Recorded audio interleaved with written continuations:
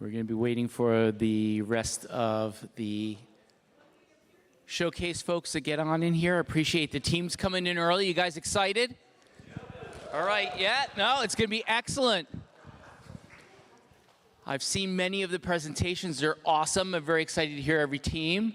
These are great ideas. Our judges are awesome. They're looking like they're getting ready to give you a hard time, which is good. That's what you want. Good, positive feedback's the best way to get the market, for sure. All right, and then we're going to be getting started in a minute. Just some reminders for the teams before we actually get started. 7 minutes for the presentation. Timer's up here. Got to watch it. Tight 7 so that we can hear how awesome you are and then have time for questions from the judges so that we can vote and move you on. But let me tell you, I've seen every presentation and every one of them is a great idea. So if you don't win today, you might win tomorrow. Very important to keep at it. So we'll get started in a few minutes.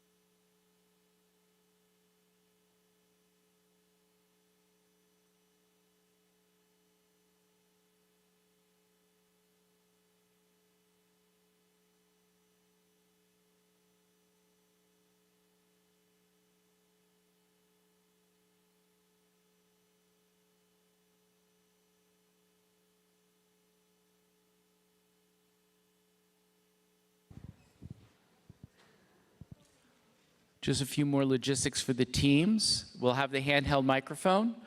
One or all of you can come up, obviously. Someone has to advance the slides. Slides will be on the computer. Timer is right there. We also have a mic at the podium, which I will turn on now, so it's on for all the teams.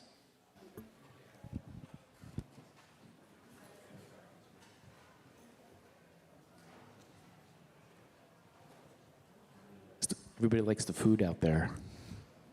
We got to get them in. I'm going to go out there and start yelling at them.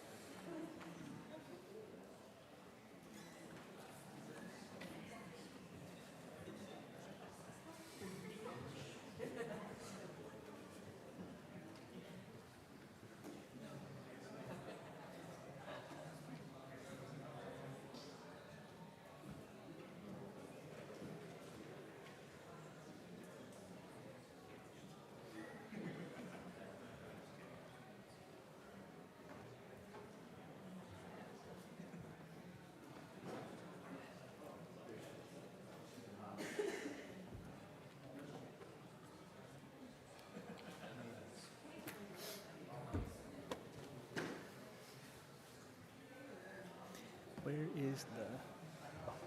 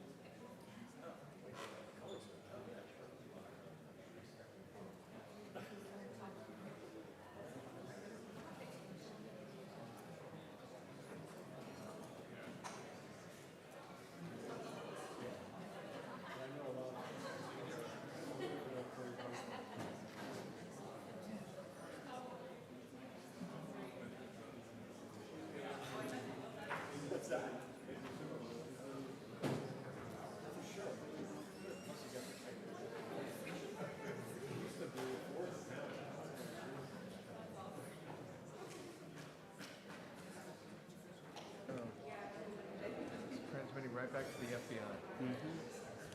All right, is it live?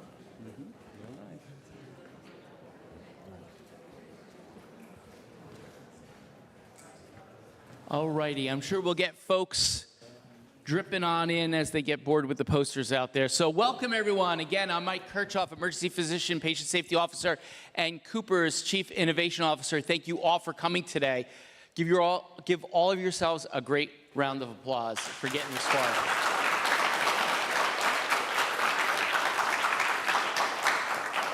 This year was all about learners and educators, not really advanced entrepreneurs. I love the young faces. I love people who are interested in bending the curve on cost and access to care. So let me do a little introduction. Cooper Innovation Center, improving the health outcomes of our communities by supporting the transfer of Cooper innovations to the marketplace while promoting a culture of innovation and entrepreneurship. That's why we're here today.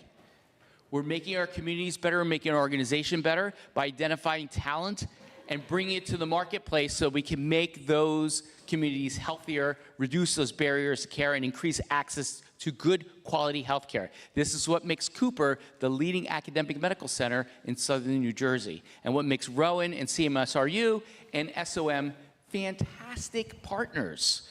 So couldn't do this without the Cooper Innovation Center, but we couldn't do it without Cooper University Healthcare. One of the reasons we're here is to connect inventors, connect entrepreneurs, connect innovators with our clinical acumen, our 11,000 employees, our 7,900 critically injured patients every year, our 2.4 million outpatient visits, lots of opportunities to bend the curve, and lots of data for you to vet your projects and to get something to market that will stand the test of time and has a competitive moat. And the way to do that is tested against real-life data, and that's why we're here, and that's why we're going to help you. So Cooper, as a catalyst for change with our data and our people, and then our people are also doing great work. You saw that out there. The challenge, I want to see you all at the challenge in a couple of years with those companies in your $1 million rounds and all those things, to get those companies to market, because that's the next step. Today is what starts it. Out there is the middle of the road, and then eventually big company, corner office, telling the family what a great job you're doing, helping your communities being healthier, and improving outcomes. But not everyone has the opportunity to have great access to great health care, and that's why we're here for the Social Determinants of Health Challenge. Many communities struggle with access to care. You could see many of those barriers here: food access, neighborhood, discrimination, transportation, housing, language, justice, violence, pollution. These are all things that have been studied day in and day out to reduce outcomes, to be barriers to care. And what we're asking all of you today is look at those barriers, use your genius and your skills to find solutions to improve access to care. So members of communities that struggle with these barriers have the same opportunity for health as you all do. But we couldn't do this today without the hard work of my most favorite partner at the CIC, Dr. Neil Lemon, who's a PhD neurophysiologist, by the way, and an MBA. Recruited here 4 years ago from Penn, and is the leading mind behind the CIC and all the work we're doing, and all the work we're doing getting these companies to market. So Neil, take it away. I'll have you come in here, introduce our judges, and kick us off with the teams. Okay, very good.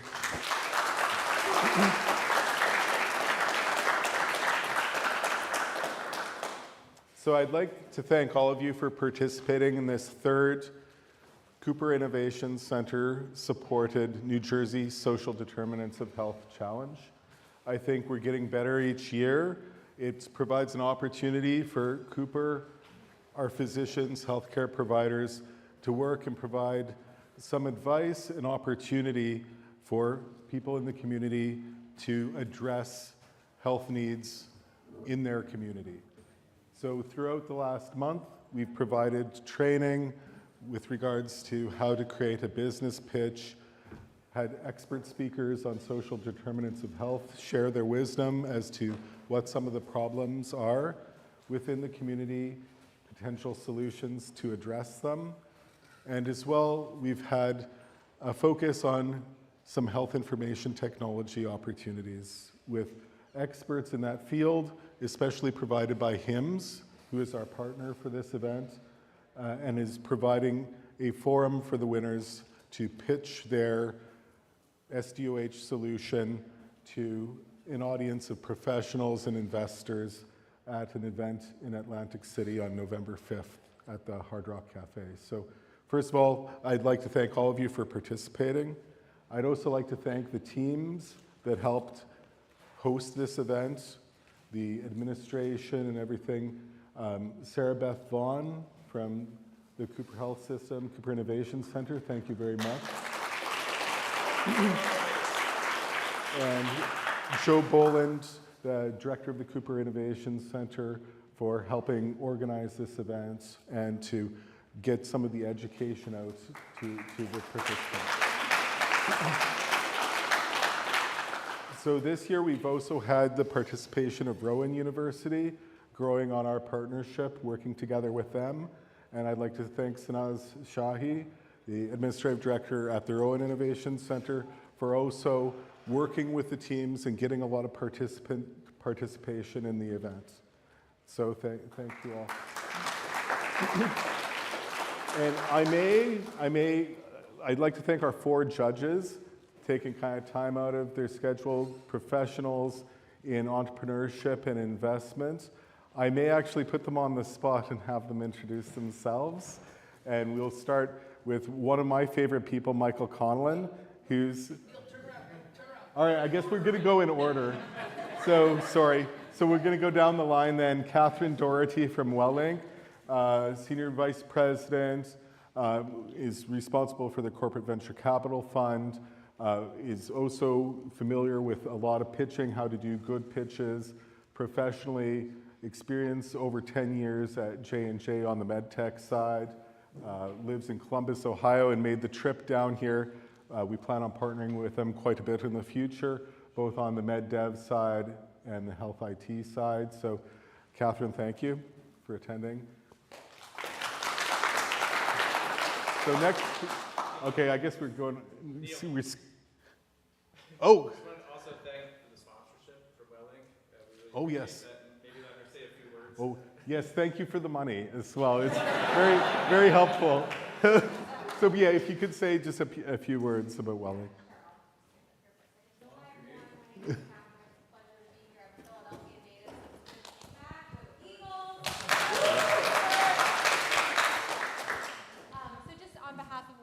Oh, thank you so much. Is it on? Yes, perfect. So just on behalf of Wellink, we are incredibly passionate about the SDOH mission and purpose. It's one of the many reasons that we chose to sponsor and support the organization today, not just with sponsorship, but making sure I was out here so I could be present to support this. We are an association and GPO in the healthcare space, so we see every day how important it is to do this kind of work to support our communities and our healthcare systems and really make sure we're taking care of each other. And I think that the work that you guys are doing here is really impactful. So thank you for allowing me to attend today, and I appreciate the opportunity.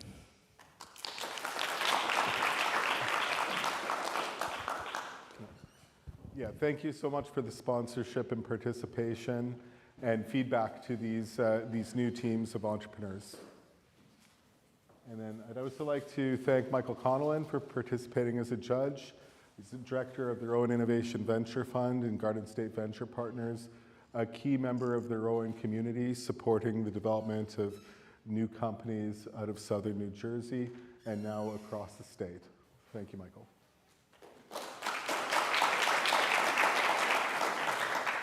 Jessica Vatima is director of the Entrepreneurship School at Rowan University, one of the top 25 entrepreneurship programs in the entire country. An amazing feat. I can say she is a driving force behind that school, hosts several kind of pitch events, and is responsible for working with probably thousands of students at this point starting up companies. So thanks for helping us with judging, Jessica.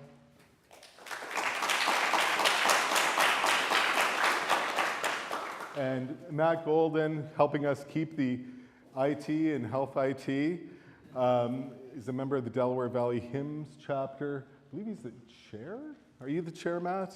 On the communications committee. On the communications committee. Technology, committee, which is interesting in terms of doing that the last several years. Yeah. Very key partner for us, hosting last year our attendance at the annual conference down in Las Vegas for the winners. This year, hosting at the Delaware Valley HIMSS Conference in Atlantic City at the Hard Rock. So the winning teams will be able to present there. Very excited about that. It's a great venue. And also there's excellent educational opportunities available for all the participants working through HIMSS. We're going to be happy to share more of that in emails and things following the event. So that's our judging panel, very competent. And let's get going. Dr. Kirchhoff? So I think we'll start with Team Orolin. Yes. If you could come up. Here's your flow show flow for the team. So if you will come down, you can use the microphone. There you go. Good luck. Thank you. Oh, I should have mentioned too, we're going to keep this moving today, okay? So we've got a 7-minute clock. Please finish at 7 minutes. If you run a little bit long, we will tackle you at 10 minutes and not let you continue so that we can keep the show on the road, okay? Thanks. Thank you. All right. Hello, everyone. We are Team Orlin, and it is our mission to make healthcare communication universally understandable by everyone. And we firmly believe that this clarity can save lives. So the team is currently the 5 of us that you see here today. We are all medical students here at Cooper University Hospital with a background in clinical research, as well as data science. We collectively bring thousands of hours of clinical experience, and we've seen firsthand how healthcare literacy and language barriers can affect our patients. And that is exactly what drives our mission to make medical communication clear, accessible, and safe. So across the US, approximately 90 million adults struggle with healthcare literacy, and over 25 million people have low-level English proficiency. And this barrier creates confusion with discharge instructions, medication errors, as well as totally unnecessary hospital readmissions. And this costs the hospital systems billions of dollars every year. Despite these statistics, hospitals continue to use static translation templates as well as overworked interpreters, which fail to provide culturally competent, personalized communication. So our problem is simple but devastating. Patients leave the hospitals often without a clear understanding of their healthcare summary.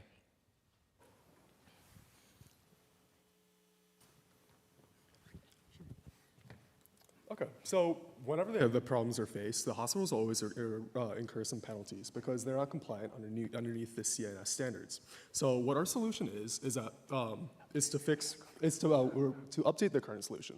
So the current solution is kind of like patchwork, whether it be human interpreters, template translations, and patient handouts.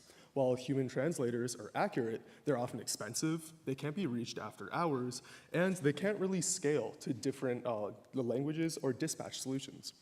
And while Google Translate or translation templates are fast, they often can't match the context that they're being put in, they incur medical errors, and they can't be scaled for literacy levels. So our company, Orlin, aims to bridge the gap between the two systems. So what we plan to do is to integrate within Epic or within EHR to generate simplified summaries that can be given out to the patients that are easily read and understandable. So how are we going to, So how are we going to do that? So we plan on using fine-tuned large language models that are specifically designed for healthcare communication. It's going to be done via a 2-step pipeline program, where the first step is going to be using AI generation, and the second step is going to be reviewed by a healthcare professional to not only ensure accuracy, but also readability. When I mean readability is that we aim to make each one of our outputs for the 6th grade literacy level so everyone can understand them, as well as available in 100+ different languages to maximize our outreach population. Yeah, so Ayush already kind of outlined this, but there are current translators that are in use in hospitals. Namely, you might have heard of LanguageLine or Siricom, which are mainly for live translation, but they also do offer medical document translation services. The problem with these, again, is that there are human translators behind these, and it incurs a heavy fee, usually by the word. And so we propose Orlin, which would be faster, more accurate, and also HIPAA compliant. All intellectual property would be owned by our team at Orlin. We would also ensure patient confidentiality and that our system complies with HIPAA, CMS, as well as the Joint Commission, JCO, as is known.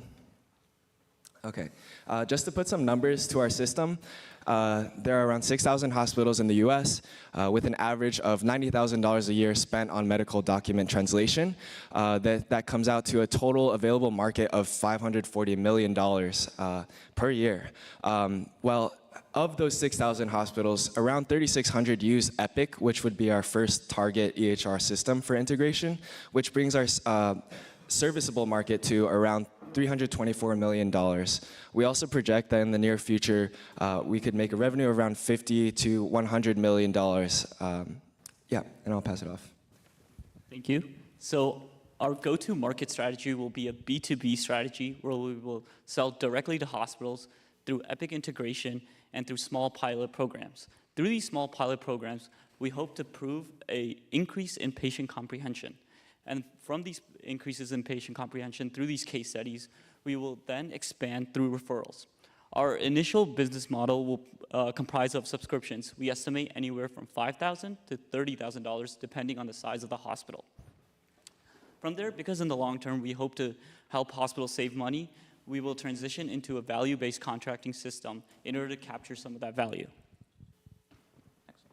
So in any solution, there are strengths and weaknesses, which exist in our solution as well. In terms of our weaknesses, we are a small team with limited funding. But in terms of our strength, we are proposing an easily implementable solution in the EHR with minimal learning barriers. In terms of our threats, there's two big ones that exist. The first one being AI regulation. The second one being mimicry from other companies or from Epic themselves. The latter of which will significantly decrease the attractiveness of our product. We understand these limitations exist, but we hope to navigate through them in order to be successful in the future. So within the next 6 months, our goal is to develop our initial prototype, to develop some sort of dialogue between hospitals regarding our pilot testing, and we want to secure $25,000 for our initial funds for technical development.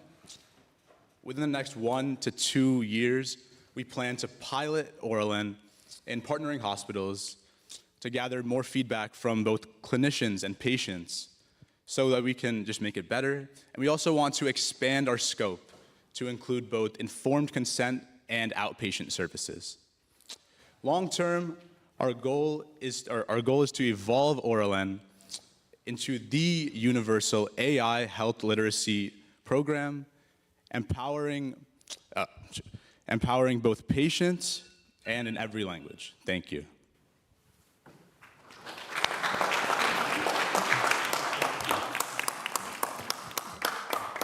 Thank you guys for a great presentation. First question, if you don't mind, can you talk a little bit about how you came up with the current subscription cost? I think it says $5,000 to $25,000 or $5,000 to $30,000. And what's the current cost for a hospital to sort of translate documents, and what would the savings look like? So I believe the current cost was somewhere in the hundreds of thousands of dollars. And so that's where we came up with the cost of $5,000 to $30,000, depending on the size of the hospital, where it would be less than the existing cost, but enough to keep our services running. And then hopefully in the future to transition into that value-based contracting system, because we know that we can reduce hospital penalties by using the system because they'll have less readmissions and through the CMS protocols. So that's where we hope most of the projected growth will come from. Nice job, guys. Can you tell me a bit more about your competition and how you're differentiated from them? Yeah, so our primary competition right now would be the hospitals that are either using human interpretation systems or systems that are like already generating like in other languages. But we found that those systems are often generating in like high level languages or high literacy levels, which aren't necessarily easy to understand for all different types of patients. Not only that is that whenever they are being generated, it's typically only the bulk of the like paragraphs of information, and not the translation between those paragraphs. So if it might be talking about how to leave the hospital, but not how to get to your car, for example. So that in-between step is currently not being translated automatically at all. So that's one of the areas that we aim to differentiate, is to make the discharge and the summaries comprehensive. So not just in bulk information, to make one comprehensive review of the whole discharge slip. What are you training your data on, and how are you looking to refine that model? You mentioned synthetic patient data. I was curious just to see what you're looking to use, and then are you looking to build a proprietary LLM, and can you talk a little bit more about that? Yeah, so for the synthetic data that we were mentioning for training our data, we were just trying to just gather as much data that we can, just so we can ensure that when we're doing these translations and like just building these like paragraphs in that 6th grade like reading level, like we wanted to just make it as broad as we can, so gather data from a wide variety of different types of patients from different areas, speaking different languages. So it's just as broad as we can, just to make sure that anyone that we translate it for can get that reading, or to get that understanding. So, yeah. How would you look to refine that over time in terms of the output and basically ensure that you test that and rerun it? Sorry, How would you basically look to refine that basically and test it over time? Would you leave that in the responsibility of the hospital or the user, or is that something you would do? Like, what are your steps there? Yeah, so we're currently thinking about adding a training sort of thing for the IT department at the hospitals. So let's say that there is some sort of issue that arises, or there are certain things that people keep reporting to us, then we can go to those liaisons in the IT department and then further improve our models and then send it back as further updates proceed. All right, thank you so much. Excellent presentation. Questions? I'd like to invite the Opti team down to present next.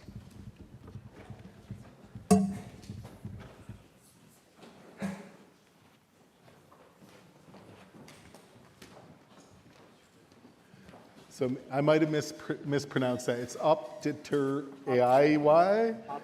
Optitre, there you go. Thank you. Thanks.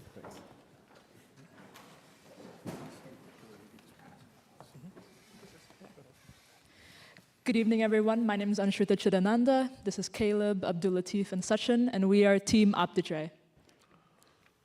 So I want everyone to step into the shoes of a single mom from rural Virginia who recently scheduled a surgery. Now, imagine that eventually she's informed that surgery is canceled because of the shutdown of the hospital. Now, she's already booked a babysitter for her kids. She's already had to take time off from her job, and on top of that, she also coordinated a ride from her mom in advance. Now, let's think about the millions of rural Americans who have been silently suffering from a similar dilemma. Now, this is already going to affect their quality of care as well as the access to this care. And one of the main reasons that we identified for this is that rural hospitals are operating on razor-thin, if not negative margins. And if I can draw your attention to that image over there, you'll see that as of 2024, 44% of rural hospitals were operating on negative margins. So we've spoken with several hospital admin as well as sterile processing staff over at Cooper, and they better informed us of the fact that determining OR capacity along with hospital margins is a very multifactorial issue. But we identified one way we could help with this solution. So this is an OR tray over at Cooper, And I want you to highlight that there is one instrument here that is used of this entire tray. But this entire tray has to be taken towards sterilization. Now, think about the thousands of dollars that are wasted in detergent costs and labor costs on top of the operational delays. Now, given that rural hospitals are operating on already thin margins, this pain point is only exacerbated. So luckily, there's already a research field that exists with this. It's called tray optimization. So it looks at the types of instruments that are used in these surgical trays, along with whether they should be sterilized versus used in single-use peel packs. And there is one such paper in this field which highlights that a 47% reduction of instruments in a major orthopedic tray can lead to about a $34,000 annual savings. Now, bear in mind that in a rural hospital with a variety of surgeries that are done, along with the different types of trays that are used, this could be $1 to $3 million annually. So if we look at the tray optimization space, note these two companies, Operative Flow and Menti Medical, which use a vision-based AI or RFID tagging to basically optimize their trays. And this can be very hardware-heavy, capital-intensive, and is generally more geared towards the large-funded quaternary care, tertiary care centers. Our direction is more in the other way, that is to create a voice recognition-based audio AI that can perform the same thing, but with lower overhead, easier implementation, and would better suit the scopes of a rural hospital or a rural healthcare system. So we've already developed a MVP for an operating room AI that is voice only. This is not only powerful, but because it only requires a few microphones, this is very feasible for the rural and underfunded hospitals that we're targeting. We do this by using innovative fine-tuning techniques as well as a medical knowledge base that we're developing to build bespoke and fine-tuned language models and also a speech-to-text model that we're calling OptiTray. Our approach has three main advantages. Our AI is intelligent and adaptive to the actual conversations happening in the OR at the time. So you can know OR lingo, or for example, what procedure is going on. Additionally, because it's voice only, it requires very low compute. That means it can run completely locally, which makes it private, compliant, and very feasible for our target consumer. Additionally, because it's AI, it only gets better with time. So this is our roadmap for our company. We're currently wrapping up phase 1 of research, doing a very promising literature review, and actually speaking with our customers and stakeholders who are very excited about this over at Cooper Hospital. We're currently also in development. We've developed our first working prototype, which we're very excited about, and we're improving the fine-tuning and noise reduction every single day. We're really excited to move into production, developing a CD pipeline to get this into hands of our first pilot users, and also developing analytic services that we can provide the hospitals based on what our clients are able to do with this. So here's a competitive landscape of the current players in the tray optimization industry. You can see companies like SST, Theater, and Menti Medical are able to provide high insight to their consumers. However, due to the nature of their solutions, they face high friction while they're trying to implement their products. With OptiTray, all we need are just simply a few microphones in the operating rooms, which allows us to provide high insight with minimal to no friction. Now, when we're trying to look at our market size, we delve into the literature to find out, one, how many rural hospitals there are in the United States, two, of those hospitals, how many are offering surgical services, and of those, what percentage are suffering negative margins. We also looked in to see how much it costs a sterile processing unit to wash a tool, how many trays are being used per surgeries, and how many surgeries are being conducted by these rural hospitals. So using the data that we found, we were able to estimate how much revenue we can make by only charging $1 per $100 saved by using our product. So if we want to look at our serviceable attainable market, these are rural hospitals that are operating under negative margins. If we have a very conservative reach of 43 hospitals, we can make up to $400,000 of revenue in a year. Now, taking into account that we would be saving them $100 and charging $1, these 43 hospitals could be saving up to $40 million every single year. Our model would be a business-to-business solution, primarily selling to hospitals, outpatient centers, health systems, and we would launch a pilot model here at Cooper, where we would conduct vital R&D work as well as collect information about ROI and utility, and use that to improve our model as well as expand further into our target audience of these rural health systems, where our revenue could be based on a subscription fees, implementation services, or software licensing. So external analysis shows that there's a desperate need for efficiency, especially in rural hospitals, which is an opportunity for our company. We also have to be aware of current competitor infrastructure as a potential threat, but given that we're targeting a different market and with our low adoption friction, we believe that we'll still be able to capture substantial market share in the tray optimization industry. Thank you.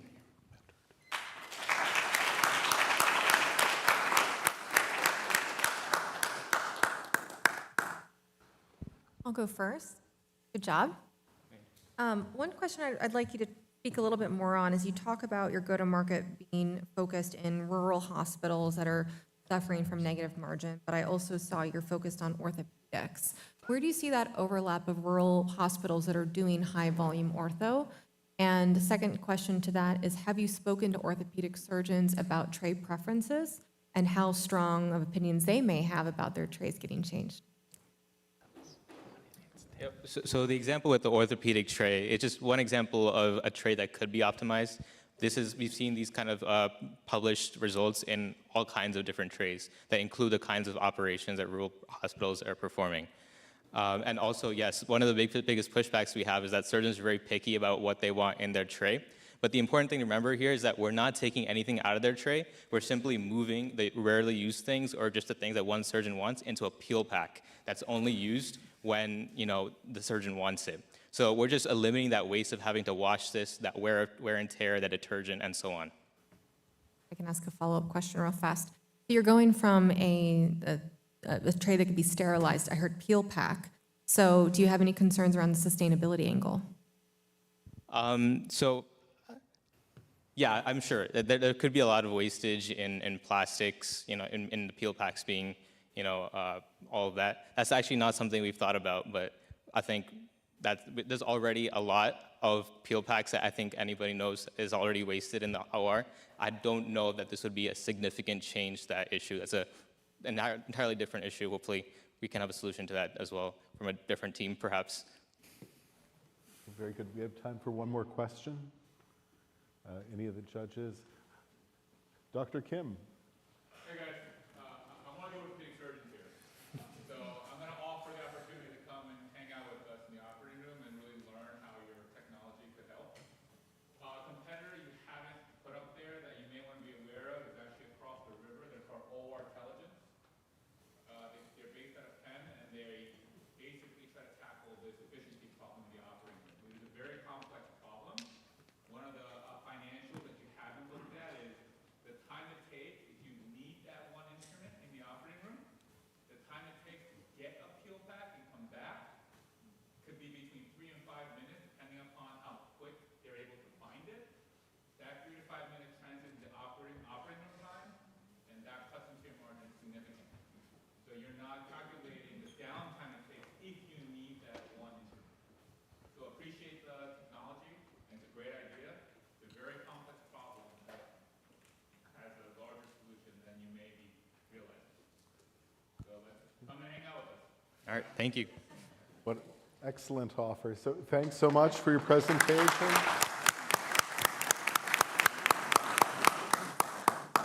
The next presenters up are SDOH. I think I saw Shruti here. Yep, there we go.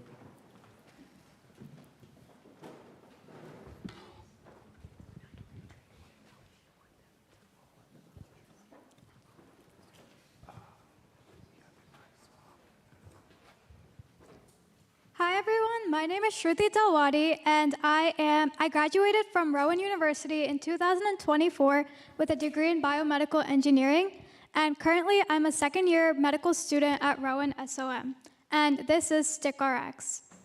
So from personal experience and interviews with caregivers, we've noticed that medication non-adherence is a major issue. Data from the CDC shows that 54% of older adults are taking 4+ prescription medications, and 10% of hospitalizations in the elderly population are from poor adherence. And in fact, the annual cost of medication non-adherence in the United States is around $100 to $290 billion. So how can we combat this? We've created StickRx, a smart medication sticker, sensor sticker that attaches directly to medication containers, providing audio-visual dosage reminders. And these reminders can be custom set for each medication that the patient is taking using our paired remote with minimal setup and user interface, allowing full flexibility and full control.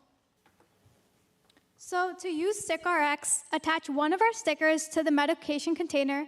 So pill bottles and tubes work best, and pair the sticker with the remote and set the dosage schedule with the remote to customize when each sticker should either buzz or ring, and you're all set and good to go. So now that remote control is the key. It moves us from being a consumer gadget to a professional workflow tool. So our product focuses more on the organizations and the individuals that manage this risk every single day.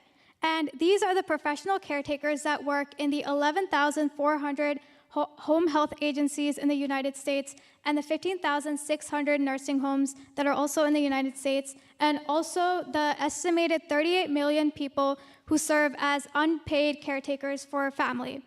And our system also aims to promote health equity by serving the 26 million individuals in the United States with limited English proficiency who may struggle with understanding basic medication instructions. So with this, we aim to enhance patient outcomes by reducing caregiver liability and decrease healthcare costs, all while addressing disparities in care. So now let's talk business. We strive for low costs, high margins, and recurring revenue. So we estimate the full cost to produce and deliver our starter kit, which is one remote and 10 stickers, to be around $93. And this ensures that our agency partners get a return on investment through decreased labor and decreased liabilities and of adverse events.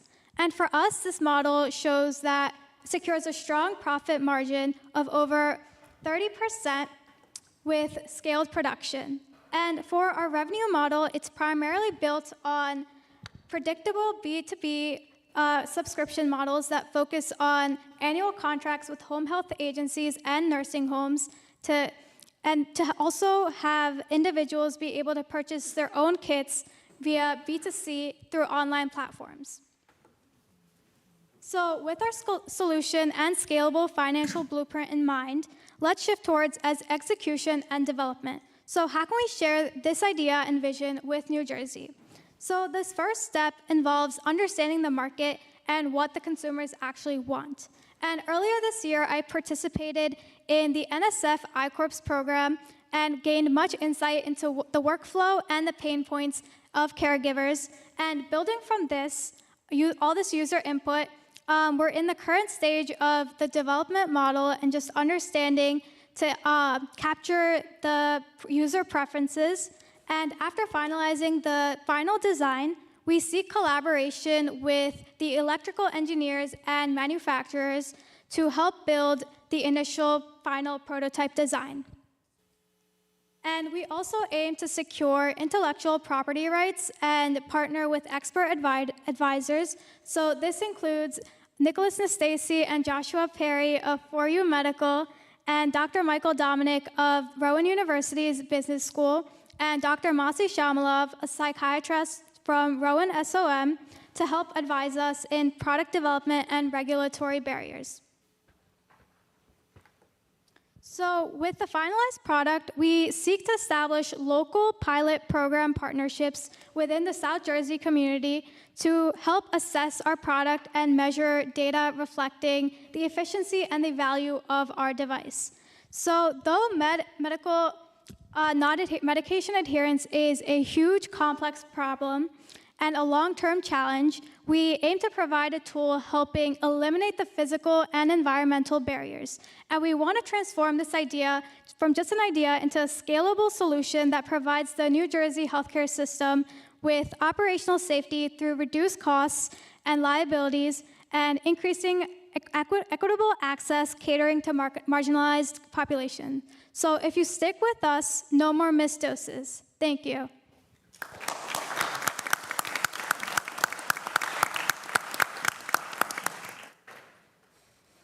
So we have time for a few questions. Anybody from our panel? I'm sorry. Have you thought about basically taking your application and using it for specific medications that are high expense, like Hep C with a Medicaid agency that has a high cost if someone does not comply with the medication? Or have you looked at targeting particular patients where there needs to be regular applications of that, i.e. mental health, let's say with an outpatient clinic in terms of mental-based facility patients? I think home health agencies are usually very dollar-strapped and kind of 20-80 rule. 20% of the home health agencies actually have money. The other 80% don't have any money. Just even meeting the OASIS reporting requirements is very challenging.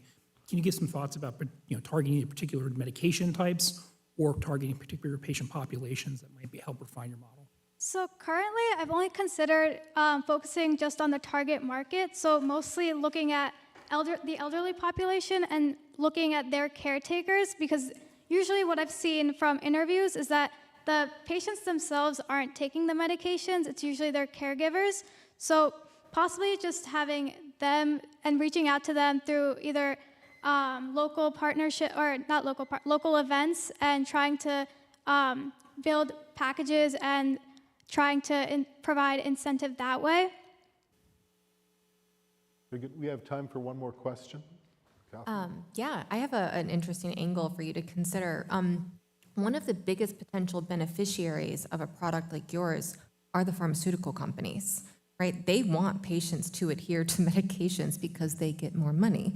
Have you ever considered going even further upstream and working with a pharmaceutical firm to discuss a co-development process or something that would ultimately help them drive superior adherence with their patients to their pharmaceuticals? I did. I'm just still in the current development process, so mostly focusing towards just the local target market that can be easier to access currently. But once the scale of the production and the product goes up and higher, and it seems viable and a good solution, then definitely considered speaking with insurance companies and with pharmaceutical companies to try to create partnerships and seek collaboration that way as well. Very good. We may have time for one more question. Just real quick, can you tell us a little bit more about prototyping, like costs to develop a prototype? So I do have a slide on prototyping costs. So my product mostly requires sensors and electrical equipment and hardware. And from my research there, it seems that when you buy these products in bulk, the raw materials are very less in terms of just sensors and then all the casing and plastics. So we're predicting about, for one sticker, the material breakdown to be around $7, and then for the remote, around $13, because for the remote, I do want to have a rechargeable battery to help with sustainability and environmental issues. But for the battery, just in the current stage, haven't considered that recurring or rechargeable battery, since it is such a small microscopic, not microscopic, but a small prototype, that it would be difficult to make it reusable. But in the future, as technology develops, definitely. Very good. Thank you, Shruti. I'd like to invite the next team up, Ventilator Lab.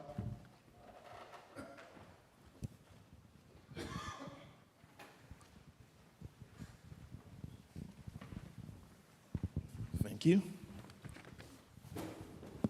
Good afternoon, everyone. My name is Isaac Mills-O, and I'm a software engineer. And prior to that, I worked as a respiratory therapist for about 15 years. And I present Ventilator Lab. Let's see how this. All right. So, as a respiratory therapist, the ventilator is a lot of what I do. It's a huge part of what we do. And so these ventilators can be very complicated to work with. And so during my career, I noticed a challenge. There wasn't a way for say, students, respiratory students, nursing students, or medical students to be able to just practice how the settings on the ventilators affect patient outcomes sometimes. And so the problem was that students and therapists needed a way to figure out how the ventilator settings affect the graphs that you see on the ventilator, and then also how they translate into ABG results. And so I created Ventilator Lab. So it is a web and mobile ventilator simulator that models the patient weight, patient ventilator settings, and conditions in order to, in real time. It also runs in the browser, so which means you don't need any hardware. There's no need for hardware. There's no protected health information, and it's made for easy access and repetition. So let me walk you through how it works. So first, the user signs up. The user signs up and initiates the ventilator, initiates the patient by picking a specific ventilator condition, which would be either normal or a disease state. So then our application calculates an ABG results and returns it to the patient, returns it to the simulator, and that the user can then make additional settings to see how it affects the current patient. And these patients, it's a simulation, so there is no real harm to any live patients. Development status is that currently we have a working prototype which we created with Java, React, and Spring Boot to create a simulation which calculates the ABG results and also adds, provides feedback to the user. What sets us apart is the simple fact that we are ventilator specific, and we deliver coaching while the user uses the app, and provide feedback that is specific to the current disease process. For intellectual properties, we will protect innovation through copyright on the software plus trademarking, protections on the brand name and the app name. The target market opportunity are respiratory therapists, medical students, nurses, and institutional buyers, maybe some program directors, and simulation lab and aspiring clinicians. The model is that we set a business model which is a direct sales to the customer for about $3 a month, or maybe a yearly fee of $30, and to institutions for $5 to $8 per seat. Our go-to-market strategy targets maybe 10 schools with labs, and we will use this through using campus ambassadors, YouTube tutorials, and webinars to drive adoption. For our clinical strategy, this is education only, and so we are not making any medical advice or medical device. It's not a medical device, and so we make no clinical diagnosis. However, one of our strengths is that we are clinician-led, and to deliver realistic ABG results, waveforms at a low cost, and also they're mobile and accessible. We are also early in the content, and so there are more validation studies that are needed to be done, and we are a small team, one. There are opportunities, there are many opportunities like, I think I went too fast, that's okay. There are many opportunities like structured clinical examinations that we can integrate into it. Also partnering with other ventilator manufacturers to produce and kind of showcase this at different events. For future developments, we are looking in the next 3 to 6 months to launch in pilots that add an exam mode. We can also create patient scenarios and build analytics. Post 6 to 12 months, we let educators create custom cases where they can use to test their students. And community sharing, we can also add team scenarios and scale to different institutions. So at the Ventilator Lab, we are building a future for ventilator education, making it safer, more accessible, and more effective. Thank you for your time, and I'll be happy to take any questions.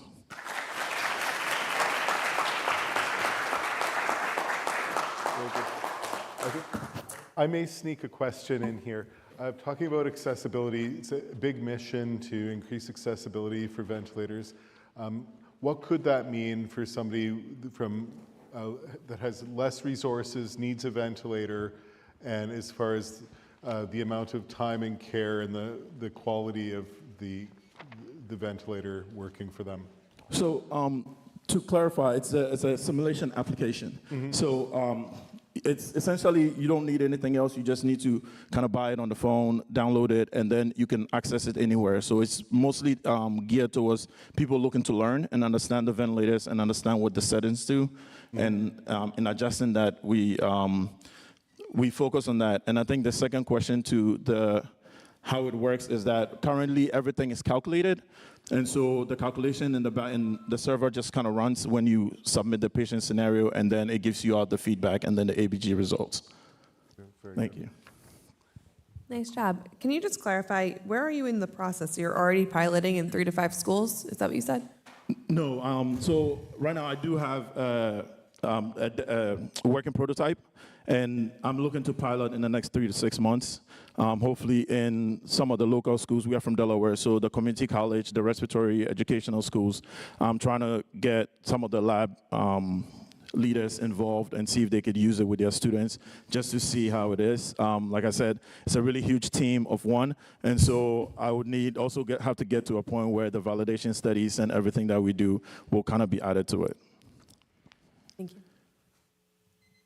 Can you talk a little bit about the $5 to $8 per month calculation you came up with for seed licenses, and then also kind of the incumbent vendors that are out there in the space, if there are any? I'm sorry, say the second part again? And the incumbent vendors you mentioned about in terms of doing that, who is actually in this space, or is there an application already out there or has been developed? Okay. Just kind of calculated based on, so initially when I labeled this, I called it Ventisim.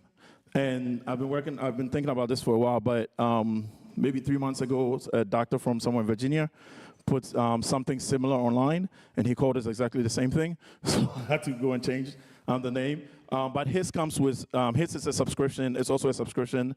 You have to log in, and I think the different ones there is that most ventilator companies have some, but you have to go to a demo site. You have to go to a lab to be able to do that. It's not readily available online. And so if partnering with the different schools or different labs, if they can have the $5 to $8 will be part of maybe the student's tuition. And then once they sign up for that, students have access to it, and then they can kind of use it whenever and wherever they are. Very good, thank you. Thank you very much. So we have one more pitch, and then we'll have an intermission, a break, a chance to get some coffee, drinks. I'd like to invite the zip code data team down to present the pitch for the county data dashboard.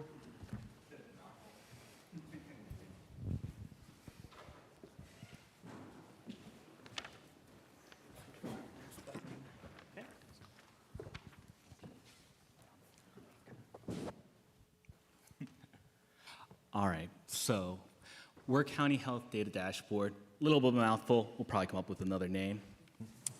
My name is James Heller. I'm the lead developer. I'm a data engineer, data analyst with experience in Python, SQL, and AWS. Hi, my name is Andrew Scone.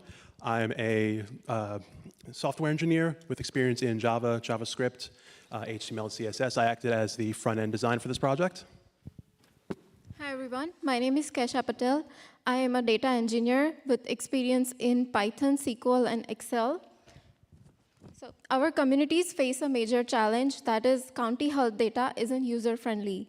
There is plenty of data available, but organizations struggle to interpret raw data effectively. Without the right tools or technical expertise, it's hard to turn those numbers into actionable insights that can actually improve community health. As a data analyst, I know how it is important to analyze the data. I see this all the time, that important insights are often hidden in spreadsheets instead of driving meaningful community action. That's why we have developed County Health Data Dashboard, a simple, powerful tool that makes public health data easy to understand and use. Users can upload data sets from NJSHAD and instantly create interactive charts and visuals. Our current prototype focuses on life expectancy at birth by county. And we are expanding to include all NJSHAD data sets. Our target user include hospitals, healthcare providers, outreach organizations, government agencies, policymakers, researchers, or analysts who can rely on accurate, accessible data. The impact of our project is simple but powerful. We are reducing cost and technical barriers, making public health data accessible and actionable, and ultimately supporting better informed decisions that can improve the health of our communities. Andrew will talk more about business revenue model. Thank you. So we know what our target audience is. How do we reach them? We want to make acquiring this application as simple as it is to use it. So we're looking to do direct sales via a web page we've designed. And we want to do this with a one-time purchase model. We're opting to not do a subscription model because we want to kind of keep to a core idea of ease of access as well as ease of use with this. To start with advertising, we would be looking for word of mouth. We want to partner with nonprofit organizations to get them the product for free, and then generate interest via word of mouth from positive experiences that those nonprofit users have had. Then from there, we would look to sell to larger organizations based on those positive experiences, such as hospitals or outreach organizations. To facilitate acquiring the application, we made a very simple website to act as a point of contact for clients. The homepage has a summary and visuals of the application so you know exactly what you're getting. And our one-time purchase price model has multiple options aimed at both the individual looking to acquire this application as well as those looking to supply larger organizations. Now, James is going to show us a bit how the application is used and how data can tell a story through it. So now that, a little too far from the mic. So now that you've purchased our product, what do you get with it? You end up getting an interactive data visualization dashboard that you have complete control over the data.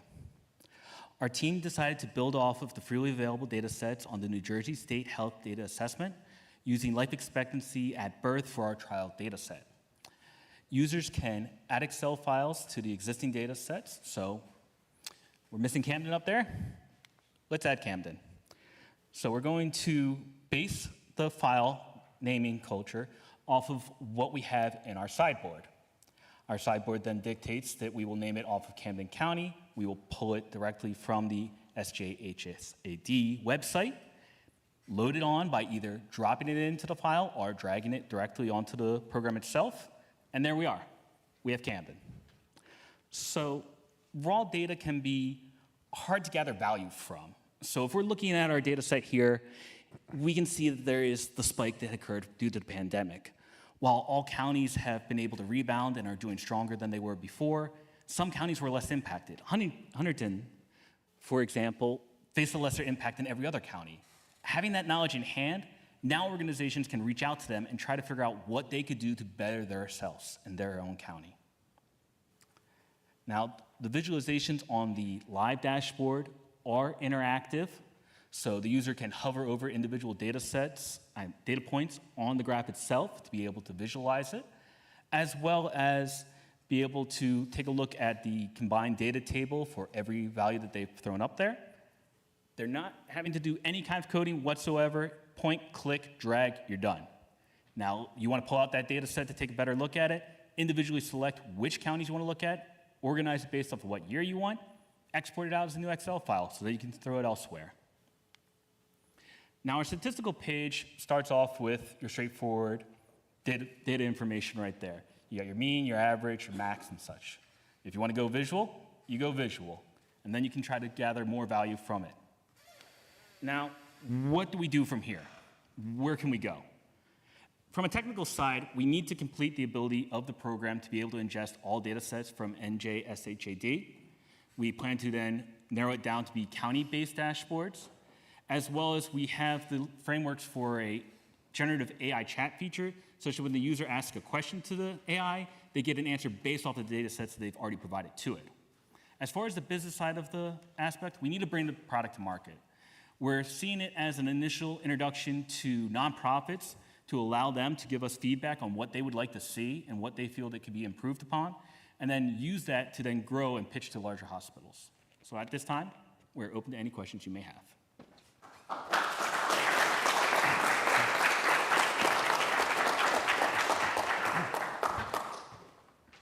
So anyone from the panel or audience with a question? Catherine? I love data. Very excited about where the world is going with data right now. How are you guys going to manage things like data hygiene, data rights? And have you thought also about, as you get more and more data sets from partner nonprofits or hospital systems, opportunity for benchmarking? Sure. So what we initially decided to go with is we picked a data set that is free to use as long as you're not using it for a for-profit nature. So this is freely available data that is provided by the New Jersey state that users can use. And so what we see it as is, while we're not going to be able to publish it ourselves, we want the user to be able to do it on their own. So we're focusing currently on only freely available data sets. And if a particular buyer came in and suggested that, hey, we have a particular data set that we have as a proprietary nature, we would then have to give them a different payment plan based off of what we'd have to change for the schema. So as of this time, we're trying to just focus purely on freely available data. Very good. Is your unit of analysis only stuck at the county level? And then do you see yourselves opening this data up and allowing it being exported to other applications or other systems that they want to use this with, i.e. if they have a GIS system that they want to use this with and start to develop this? What are your thoughts on the ability of basically using that data and taking it out of the system? My apologies. Can you rephrase the question again? You're asking how to take the generative AI feature to expand it upon that, or are you talking about the question about basically taking this data and using it and exporting it to another system, or opening up instead of APIs, basically an API calls essentially in terms of being able to access and use this data for various purposes that the hospital may want to use. Gotcha. Okay, so currently, just the way that the program has been designed, it's not very strong for being able to be pulled as an API feature. Essentially, what I did was I limited based off of the schema that ends up being output from NJSAD, and then adjusting it based off of that to then force it into matching for the particular dashboard. So it's limited in that scope. It has the capacity to expand upon that, but it would essentially, at that point, almost be a rework of the entire program at that point from the ground up. We have time for one more question. Anybody from the audience? I don't have a question, but just a note that I really appreciate you showing the process, and you made it clear to someone like me to actually understand what all that meant. So, good job. We have a question up top. Yeah, how is your system different than city health dashboard and county health rankings? My apologies, I'm not familiar with the two dashboards, so, So, Those are two current dashboards that have been out for a while. And city health dashboard does what yours does, and county health rankings out of the University of Wisconsin does the same thing. They pull sort of all the counties that are across the country, and they're able to, you're able to look at all of the determinants of health as it relates to each of the counties across the admittedly, from what you described, it sounds like that they may have essentially made the horse better than we did. We maybe made a camel when they made a horse. So what our product could possibly have as an avenue is essentially it's a small program. You are entirely able to download as an exe file and run it without any coding knowledge at all. You could essentially run it offline if you felt like it. You wouldn't actually need internet access to be able to run it as long as you had downloaded the data sets prior. Currently, it's narrow focused on just the particular data sets provided by NJSAD, so it does not have the larger scope that the organizations that you mentioned have. So it was kind of more of a thought project, and admittedly, if I had seen their aspect, maybe I would have tried to come up with a different project. Very good. Thank you so much. So,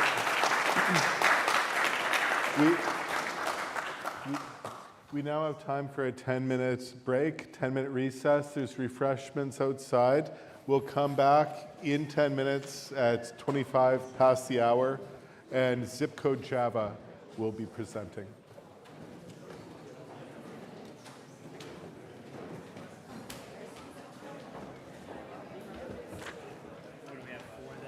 Yeah.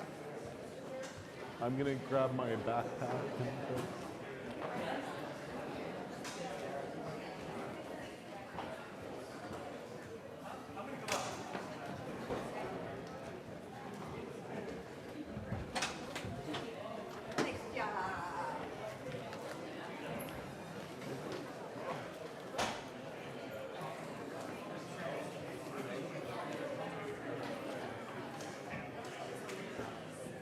Hi, Trina.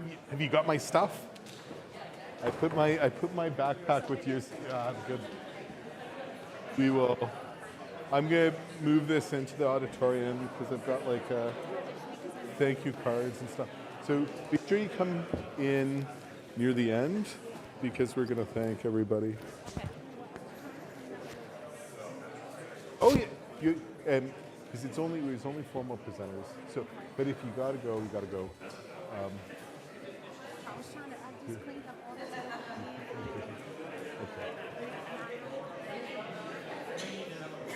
That's cool. Yeah, because you give out like kind of thank you cards and stuff at the end. So, and that's cool. So we got the catering showed up. I'm gonna grab a drink. It's the longest day.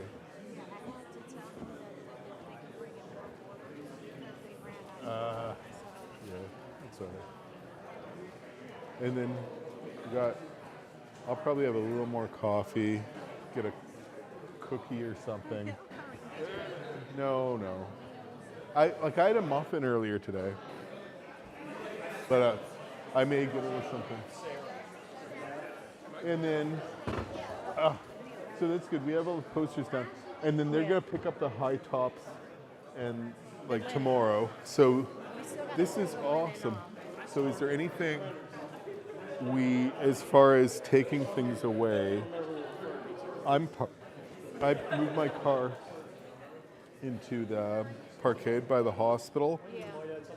I can take as many of these as I can carry and throw them in my car. I'm just wondering, over here too?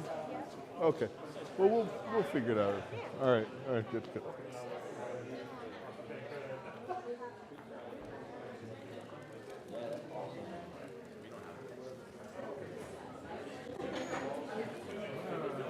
Hey man. See you there. Yeah. Thanks for coming. See you tomorrow for the parent discussion, right? Oh yeah. I won't get too drunk tonight.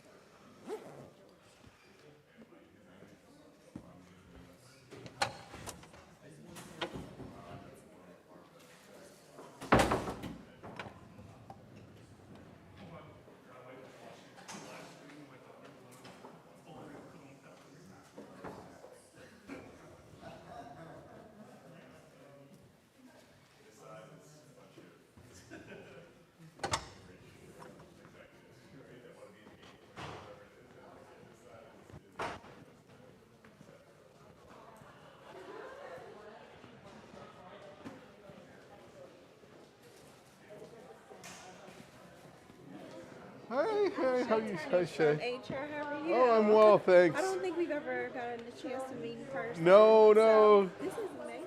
Thank you. Yeah, we had a good. I think we ended up with 47 technologies by the end, and so we've got more. And so there's a few missing from the booklets, but we'll do another print in probably early next year. Do you do this annually? Or? We did this event. It should have been about this time last year, but ended up happening in end of February, beginning of March. Okay. So we had a couple. But yeah, and we've done the tech showcase, and the third time we've done SDOH challenge, but we called it a hackathon before. So, yeah. Thanks. Yeah. No, it was nice to get everybody together too. So it's something that hasn't really happened. Very good. I appreciate you coming. Thank you. Hey, Greg. Neil. How you doing? Great sessions and great event. Thank you. Yeah, really Yeah, we. impressive and very well done. Good stuff. This is, it's fun stuff. It is. Yeah, it's nice to get everybody together for a change too, like for the showcase. And some that happen more regularly. And I think it's like critical mass, like people weren't talking to each other so much. There was no real reason to. So, yeah. Your microphone's still on. What's up? Your microphone's still on. Your microphone's still on. I'll just quit talking. Thank you. Good thing I didn't say anything controversial. That's right. And very interesting pitches. Yeah, they've been really good. Yes. They've been good, especially because last year we had some more mature teams, more mature teams. This year a lot of students, and so far they've done a really nice job. Really very well. Very impressive. Really, because I've seen so many. I've seen so many pitches that I think, the quality is just great. I hear you. Thanks, Greg. Yeah. Whereas if I can have a closed system that's killing XL pathogens, I can do it wherever. That's right. Yeah. One of the things that This is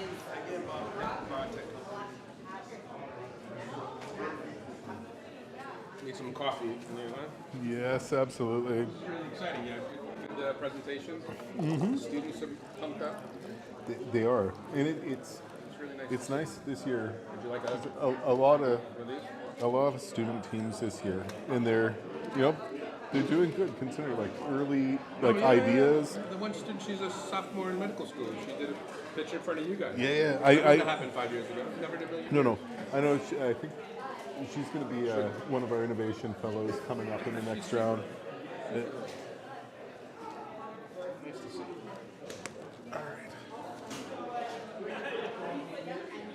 Thank you. Oh, no, thank you. I appreciate the invite. No, you're doing great. Especially somebody with the IT background, because some of these you need. Well, it's interesting because, like you said, it's hard to judge the solutions because, like you said, they're so different in terms of what they do, and that's always the hardest thing. It's always much more easy. Okay, I'm going to look at nursing discharge solutions, Yes, and these are the things I want to see. But the nursing Then it's discharge- all apples and apples. Yeah, or you're looking at maybe like an algorithm that performs like a risk scoring algorithm, and you say, okay, look, design a risk scoring algorithm that does this, and this in terms of doing it.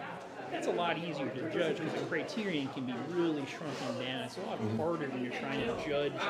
Or it's like, I've looked at things like before, like population health applications. The problem is you get so many people that put stuff into it, apply, and how do you judge, like, okay, a cancer registry versus a screening tool, like how do you judge the two? I mean, they're not like, they don't have the same users. They don't have the same interface. They don't have the same goals. The data's not the same. It's like, it's like comparing an Italian restaurant to a Mexican restaurant. Yeah. They're both like, food. Yeah, but they're entirely different. Yeah, no, I hear you. But I appreciate the opportunity. It's great coming out here. Oh, thank you so much. And I'll try to rally everybody back inside. We can. Hey, sir. Are you guys ready to go in a bit? All ready to go. All right, excellent. I'm going to try to get everybody back in there. All right.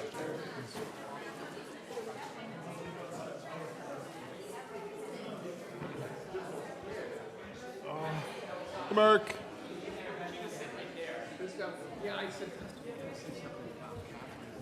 Oh yeah, no, that was good timing. Yeah. Because I should have said something also about. Oh, Wiley's still. See, Wiley gave 3 grades. So maybe recognize him when you open. I'm gonna ask Mike. Yes. Okay.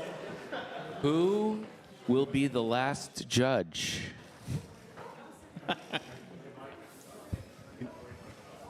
Say a quick thank you to NJH. They sponsored and GSVP. So,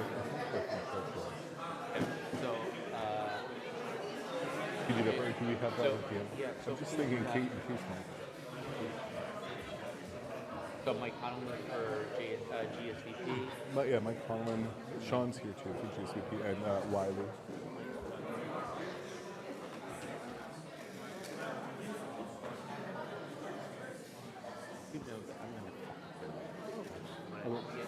Say something. All right. Say something.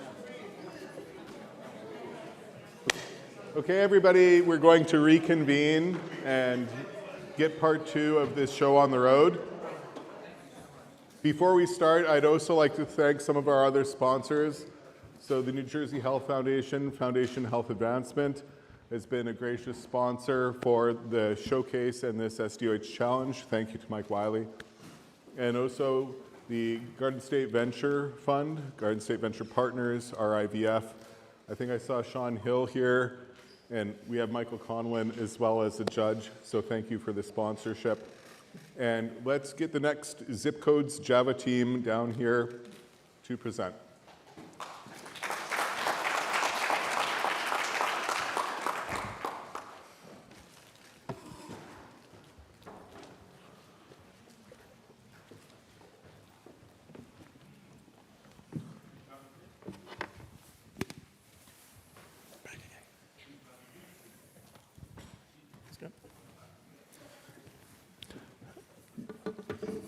Good evening. My name is Isaac Mills O. My name is Ken Reed. I'm Nathan Fintek. I'm Gabriel Cruz. And my name is Ronald Johnson, and together we are Zip Code Java team. So we're here to solve a crisis. Half of all patients don't take their medications as prescribed. There are 125,000 preventable deaths every single year. And there are billions of dollars wasted per year. Two main reasons why are lack of a motivation and the affordability. Current apps aren't as engaging and are often too expensive. Our solution?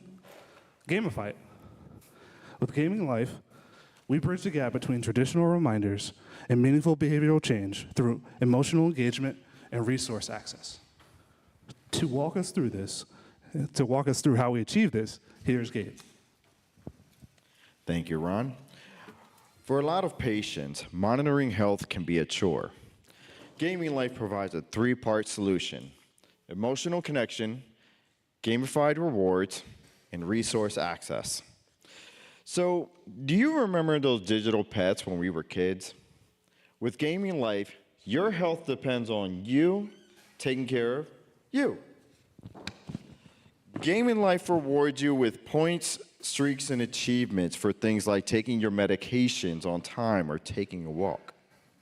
With the team, we use React for our front end and user experience. And to protect the integrity of data from our users' input in their profiles, we plan to use Firebase authentication with Java and Spring Boot to build and secure the backend. And now Nathan will present the competition and market opportunity. Thank you, Gabe. Current apps on the market offer similar solutions, but there are some key differences. While most provide basic tracking and reminders for medication adherence, some require a subscription to access basic features, or are only available through certain app stores. We add an emotional pull to foster more consistent engagement. There's also the matter of accessibility to community resources, not knowing where to find the safety nets that are built into our own communities, which is critical not only to one's basic health, but also to their quality of life. Our primary users for this application would be adults ages 18 to 49 living in underserved communities and managing chronic conditions. We also plan to partner with healthcare and insurance providers looking for a way to ensure their patients are adhering to treatment. Now, Kayan will give more detail on the business model and revenue strategy. Thank you, Nathan. Our go-to-marketing strategy has 3 phases. Phase 1, we launch a free app using social media and university partnerships. Phase 2 will generate revenue through healthcare providers. Phase 3, will scale and generate revenue from insurance coverage and employer wellness programs.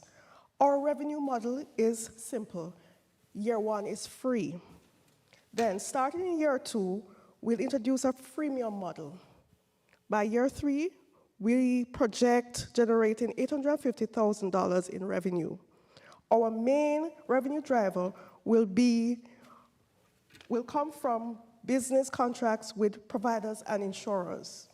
From a regulatory standpoint, Gaming Life is classified as a wellness app and not as a medical device. We are not diagnosing or treating, but supporting behavior change. We aim to be fully HIPAA compliant and protected by copyrights and trademarks and trade secrets. Now I'll hand over to Isaac to speak about the strategic analysis. Thank you, Kay. Here's why Gaming Life works. We built something that users actually want to use. Gaming Life gives the user a virtual pet that fosters an emotional bond. Could you know that 80% of health apps fail because the users get bored and just quit? So our pet-driven engagement will deliver high retention. With a $15 billion market where insurance companies are now reimbursing for digital therapeutics, in a generation which is also very comfortable with gaming for everything, we have an opportunity. We are laser focused on delivering an application that encourages movement and involvement in the community. We are not just another health app, but we combine a gamified medication and mental health support with a solution the solution to the industry's biggest problem, keeping people engaged. So at Gaming Life, we are transforming health through play. Thank you for your time, and at this time, we'll be happy to answer any questions.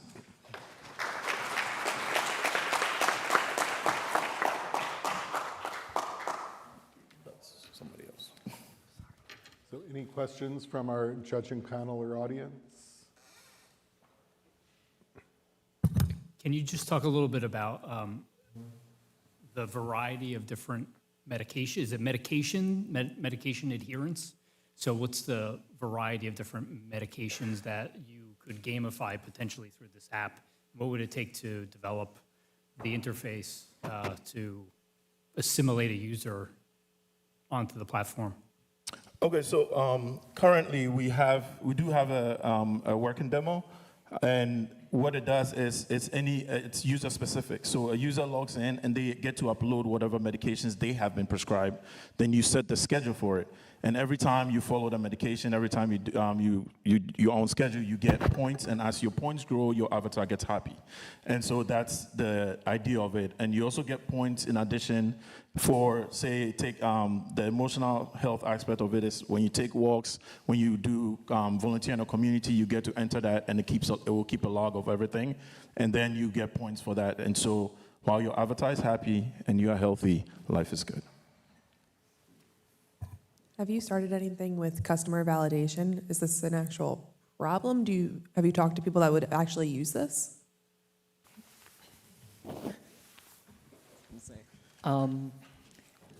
As a personal sort of anecdote, which I understand isn't going to be generalizable, I've tried out multiple apps that would be similar to this, and prior to this, we were also conducting research via looking through reviews and searching for problems that are in our communities. And this is one that came up quite a bit in terms of there's a lack of third spaces for people, there's a lack of community for people, and there's a lack of medication adherence. This is something of a catch-all for that, where you get yourself into healthier habits, you get yourself into a community that can also help to motivate you to do better for yourself. Quick question. Who do you see as your early adopters of the app, and who are you kind of targeting to seed the community?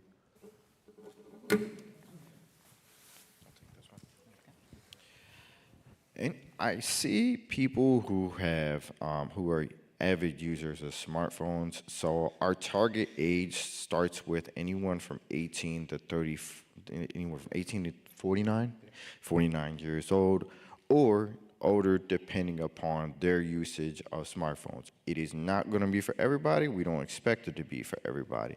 But what we do expect is for people to be able to gain a connection with their own personal pet, kind of like how it was back in the day when we had things like, you know, the little Pikachu or Tamagotchi attached to it. So we're adding fun to it, because if you really think about it, who really has fun going to the doctor? Who really has fun tracking their medication? It's not really that fun. It feels like a chore, as I stated earlier. So we want to take that and make it fun. Very good. Good. Thank you very much. Thank you.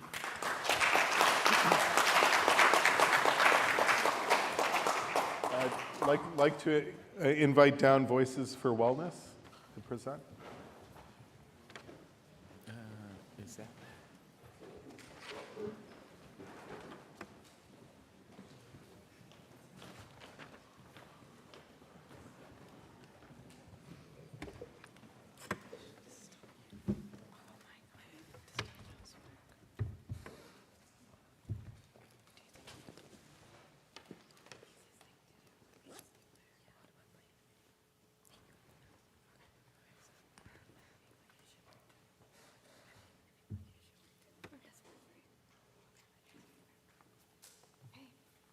After being in the hospital for 2 months, you return to your apartment only to find your belongings outside your door.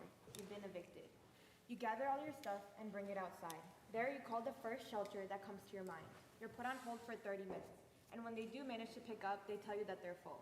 You call another shelter, and when they pick up, they tell you that they only take in families, and this goes on, and by the time you realize it's nighttime and temperatures have dropped. The only thing you can manage to do is wrap yourself up in a blanket and sleep on the sidewalk for the night. But what if there was a way to quickly see which shelters have availabilities, book those beds online, and find additional resources? With Camden Anchor, our app that is grounded in the Camden community, this is possible. And like any great product, behind it, we have a great team. My name is Megan Marinich. My name is Vani Bhagat. My name is Ria Sharma. And my name is Rahab Kumarison. And so putting the picture of this problem into numbers, we find that 1,000... the mic the whole time. We find that 1,767 people were unsheltered in a single night in New Jersey in January 2024. And this is just one example of the bigger issue that's in front of us. When asking individuals why they were unsheltered, one said that this one time they were asking for a place, and the staff made 20 different calls and they couldn't find him one. However, when he went to a different shelter the next day, he was able to find one. And this showcases that there is a bottleneck in communication. Another significant issue is the outdated numbers and addresses to these shelters. When another individual, when they were interviewed, said that they went through a lot of leaving messages and never calling back. They also said that there's really not one single area or just point of contact to get all this information from. But that's exactly what Camden Anchor is. Camden Anchor is a one-stop shop solution, an app and website for anyone experiencing homelessness, housing insecurity, or domestic violence. It's also for youth that are runaways or are homeless. It provides up-to-date and accessible information on shelter availability, their numbers and addresses, and also gives individuals capabilities of booking their beds online. And it goes beyond just identifying shelter resources. It provides individuals more information on where to find food, healthcare resources, and even where to find hygiene essentials. And what makes this app unique is that it is truly grounded in the Camden community, pulling together all of the city's unique resources into one app. So we're going to walk through the app together. So this QR code doesn't work, unfortunately, but we do have a working QR code if you are interested, and we're gonna play this video, and I'm gonna walk through it.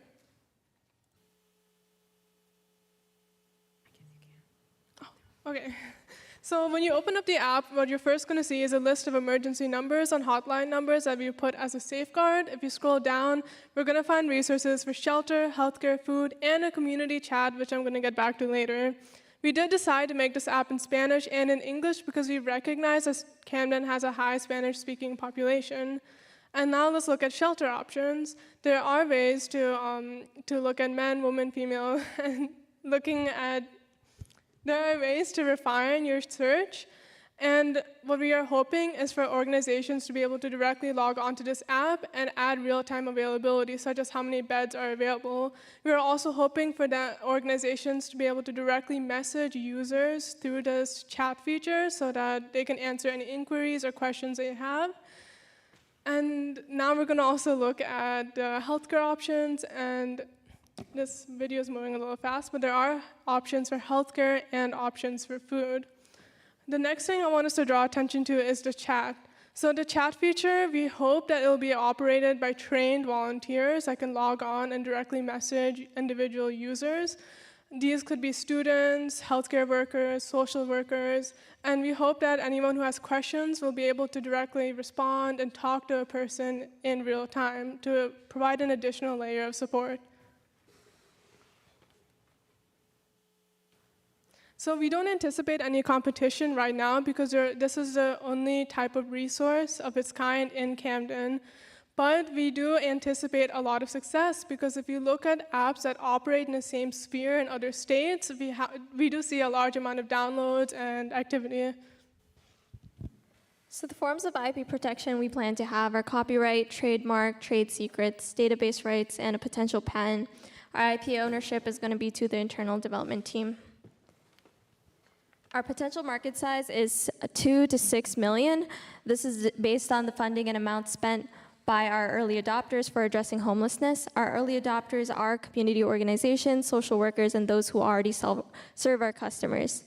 Our serviceable available market is estimated to 1 to 2 million, and our serviceable obtainable market is 150 to 400K in the first 1 to 2 years. So based on our distribution through partnering with community organizations, we estimate our initial reach will be 10 to 20% of Camden City's high-need population. Camden is the ideal first launch location because it has the highest poverty and health equity investment urgency. Survey found that 67.7% of New Jersey's home insecure population is actually in Camden County. So we hope to reach 5,000 users within the first 2 to 3 years. Our revenue model, this mic isn't working. Our revenue model is we're going to distribute it through the App Store, Google Play Store, website, and through other mobile app stores. Our marketing strategy, we're going to distribute through outreach workers, hospitals, and food distribution network. Our competitors, like Ria said, we don't have any direct competition, but we do have similar products such as the Shelter app, which is free for end users, which is funded by sponsors and grants, and we hope to do similar revenue generations through grants and private funding. All right, so we want to ensure that our chat platform is HIPAA compliant, so mainly focused on general resource support rather than personal health information.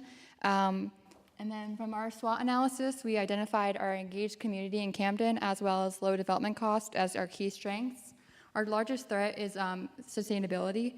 So we plan to address this by first partnering with local businesses in the short term, and then in the long term, we want to work with both Camden organizations and existing CMSR students run organizations to sustain the initiative. So while initiative financial support will be important, we believe our engaged community and low development costs put us in a good position to make a lasting impact for unhoused individuals.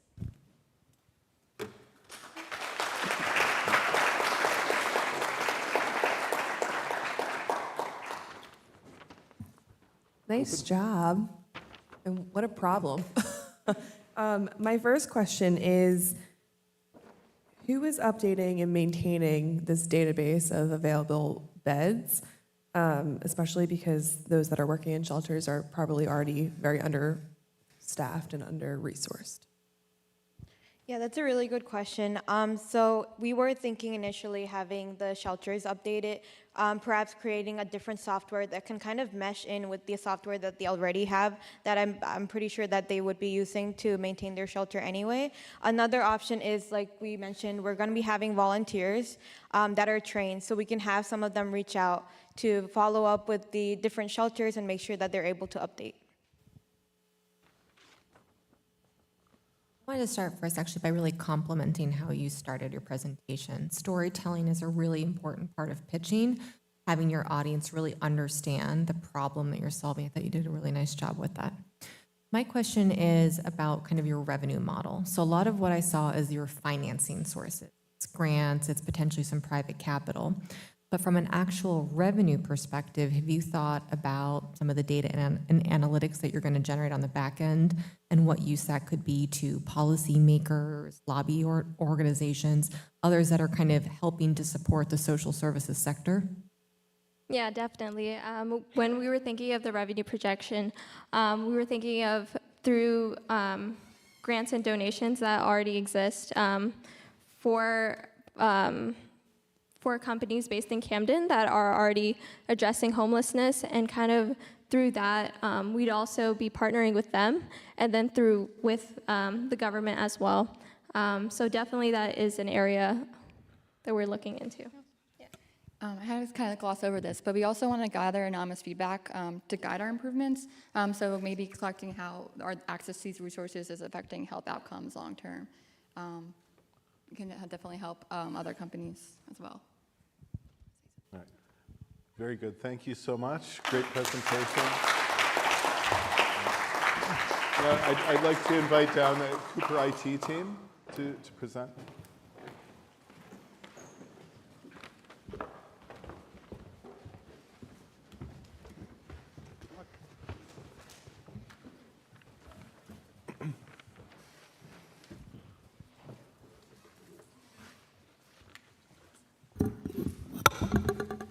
Good evening. Thank you for coming to Cooper. We're really excited to introduce our idea, Crossroads, which is a hyper-local education and workforce launchpad for the career curious. The name Crossroads reflects pivotal moments where choices can literally redefine futures. We connect people to personalized opportunities regardless of their convention, from college and careers to scholarships, trades, and paths in the military service. Our app uses artificial intelligence and machine learning powered by large language models to connect each individual's unique dots in a seamless, user-friendly interface. Much like nursing's 5 rights of medication administration, I'm a nurse by trade, Crossroads will work on the 3 rights, which are the right person, the right opportunity at the right time. To start, we are focused on Camden and believe this is the right time for the right community. But Crossroads isn't just a concept, it's personal. Let's talk about the team behind it and why Crossroads matter. When we started to conceptualize Crossroads, we didn't want to create another profit-driven job board.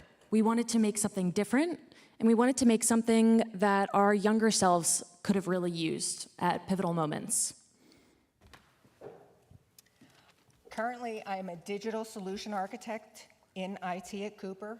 I'm also a per diem nurse educator and an adjunct nursing professor for RCBC.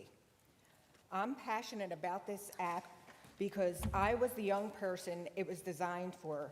I grew up in poverty, in generational welfare in Philly as a 17-year-old single mom without a GED. I had to figure out how to make a life that would be good for my daughter. So I used local and state programs to get myself through nursing school, eventually going on to earn a doctoral degree, and I'm here at Cooper now. That's right, that's right. George, another member of our team, had a different situation. He has a son who did not want to go to college. Luckily, his school had a transition program, and he's now training in HVAC. I, on the other hand, did want to go to college, or so I thought. For me, the truth is that for me, it wasn't a want. I truly did not know that there was another option. I was labeled as gifted when I was 7, and over the next 11 years, due to the pressures of making use of my gift and satisfying my community's expectations, I pushed myself to a true breaking point. And I did end up at an Ivy League school, and after a year and a half, I could not settle the nagging voice asking, what is this all for? And so I took a voluntary leave of absence. And had I had a program like this, an app like this, I probably would have made a different decision about college. And while I took a more traditional path to become a pharmacist, my concern is for my 4 young children and to prepare them for careers which don't even exist yet. So by a show of hands, how many of you would say that you have experienced a crossroads in your life? Look at that. I mean, the need is here. People want this. And nowhere is this need more urgent than right here in Camden. So let's take a closer look at the economic reality we're trying to change. Camden's statistics are staggering. Median household income is less than half of the state average. Unemployment rates are double that of New Jersey's. And the poverty rate is almost 3 times that of New Jersey's 9.7%. These challenges are all interconnected, and they create a cycle that limits economic and upward mobility. Our solution is an AI-powered platform that connects people to careers and opportunities, which are aligned with their skills and aspirations. Our vision is bold, but simple. We want to empower local job seekers with local opportunities that pay an equitable wage. Here's the thing. Camden has resources. The problem isn't as much availability as it is connection. Let's talk about the gaps. So if you were to Google right now, Camden, New Jersey employment programs, there would be 8 separate programs and career websites that come up that are specific to Camden. Camden has incredible resources. You may know HopeWorks, but many residents don't know they exist or don't have access to utilize them, and that is the gap. We believe everyone deserves to know their options and how to act on them. That's where Crossroads comes in, not just as a connector, but as a launch pad. Let's show you how it works. We're developing a hyper-local digital platform connecting talent directly to opportunities tailored to the user's goals and needs. Our app features skills-based survey, personalized profiles, and algorithm-driven recommendations. It's a local job board, a career coach, and a vision board all in one. We emphasize skills over degrees, invest in Camden's talent, and offer a community-centric alternative to LinkedIn. It's not just about one path, it's about every path. Let's break down how Crossroads supports both traditional and non-traditional individual journeys. So Crossroads is built to display options, not to steer people one way or the other.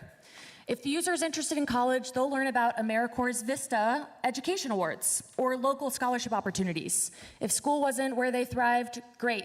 Let's show them where they might. We connect with existing programs and organizations such as NJ Pathways or HIMSS and present them to the individual. And whether they're on a traditional path or exploring non-traditional options, Crossroads meets them where they are at. Now let's wrap up by talking about who the user really is. If you have ever wondered what your next step should be, you are the user. It's that simple. Maybe you have a teen who hates taking tests, or you're a college student worried about the debt you're accruing, or you're a new mom who needs to figure it out fast. Crossroads was designed not to tell the user what they should do, but to show them what they could do. By offering these resources to pursue any path, we empower the user to decide the way forward for themselves. From Camden County College to Princeton, from HVAC to healthcare, our platform helps users find their path, build their future, and stay connected to the opportunity and to their own potential. At life's crossroads, people need clarity, access, and support. And that's what we're building. And we're starting right here in Camden. Thank you.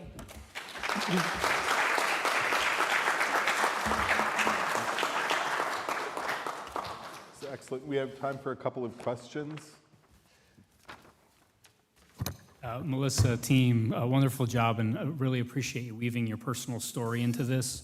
It's really powerful when you blend that with something to showcase to users why it's so important and the opportunities that might be available on the back end of it.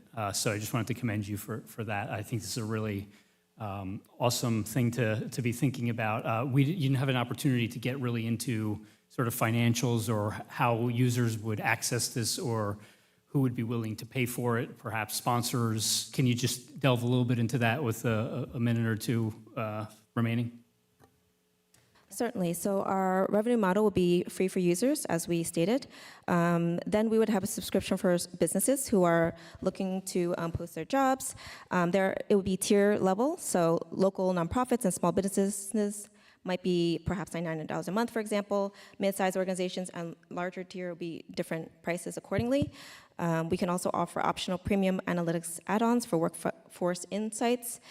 We also want a partnership strategy. So community colleges, local workforce initiatives, grants, other nonprofits, educational institutions, to name a few. And did that answer your question or? Okay. Any other questions? You talked about some of the surveys that you have built in here. Can you talk a little bit about kind of what those would be? Are those already existing instruments? Are those new instruments? And then how would they basically link to the various options you listed here as potential career options?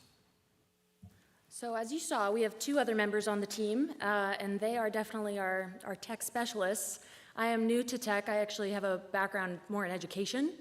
So I will explain this as best I can, but the individual, it would kind of be like an AI career coach, right? So they're asked questions about their skills and things that I think, hiring managers really want to know about the individual, what their skills are, how they do under pressure, what they might have been really good at in school but didn't pursue.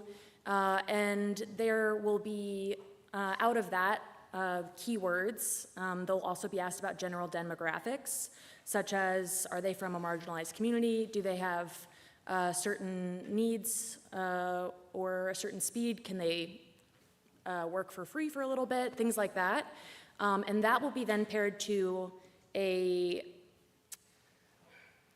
database, yes, where we have gone and like the sites and organizations and groups that we work with, a human has vetted the information that an AI model has pulled from it, make sure that it's accurate, and there will be a kind of a database of those keywords, and that's how they'll get matched. And of course, they'll be presented more as like a, have you ever thought about this? Very good. Thank you so much.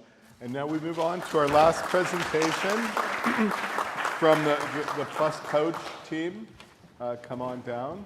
And then following the questions and their presentation, we're going to just say a few words before moving out to the reception. I just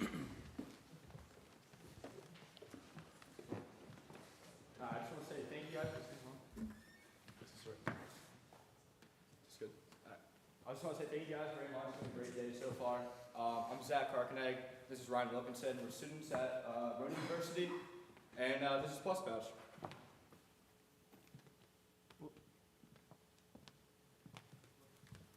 Let's say you're running a marathon, and the symptoms of dehydration, dizziness, and fatigue set in. Now, imagine you experience all of these symptoms on a daily basis. This is what people with POTS experience daily. What is POTS? POTS is postural orthostatic tachycardia syndrome. POTS causes blood pooling in the lower extremities when changing your posture from a seated to a standing position. This is caused from a rapid increase in heart rate, as well as minimal changing in blood pressure, keeping the blood away from where your body requires it the most. Now this leads to the problem. When people experience these problems, they often use traditional sports drinks that require 30 to 45 minutes for absorption, which is way too long when symptoms onset. Now this leaves a feeling gap between symptom onset and symptom relief, and there's no fast-acting solution on the market. Now this is where Plus Pouch comes into play. We're developing the world's first oral electrolyte patch that is designed for buccal absorption, completely bypassing the gastrointestinal tract.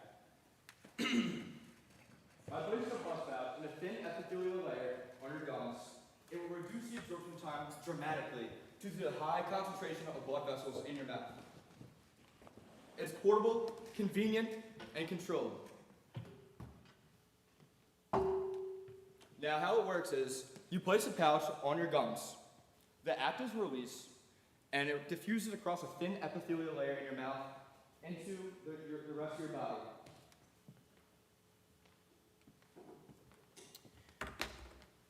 Seems like this thing isn't working. But we already have our first prototype concept already made, and we have secured a relationship with a USA manufacturer.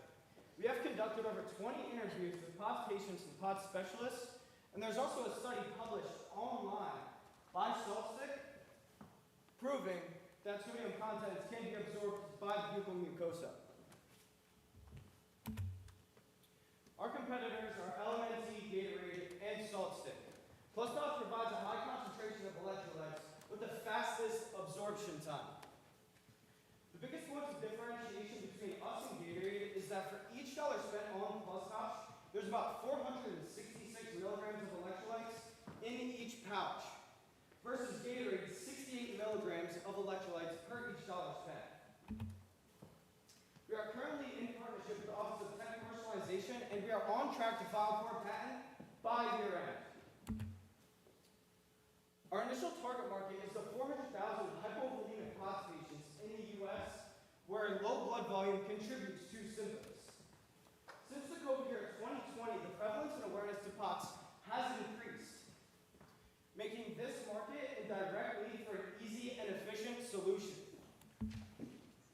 We plan on launching primarily direct to consumer and have collaborations with POTS subscription boxes.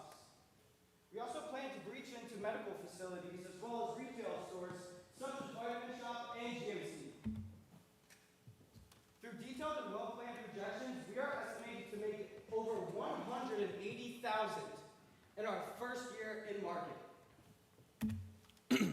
Our collaboration strategy consists of working with Verona University's Exercise Science Department to test the efficacy of our product, as well as collaborating with Cooper Office of Tech Commercialization for our IP protection, as well as internal company progression. And we are partnered with Americop, who's stationed in Texas and known for their high-quality products, as well as their FDA compliance. Now, our team, we are exercise science majors at Verona University with the expertise in hydration sciences, as well as the backing knowledge in economics, finance, and industry insights, and we are ready to scale. And to top that off, we have our advisory board. We have Dr. Neil Lemon, IP protection, Amber Thurr, marketing specialist, Dr. Donnelly, business advisory, who's led a top 25 program in the U.S., and Dr. Eric Brewer, biomedical engineering specialist with 10 years of experience. Now, some strengths include our innovative buccal delivery method, as well as specifically designing to offset the symptoms fast. Our weaknesses is the POTS community is very niche, as well as they might not understand the innovative buccal delivery methods. But they're a very untapped market and always seeking a solution. Our threats are hydration brands who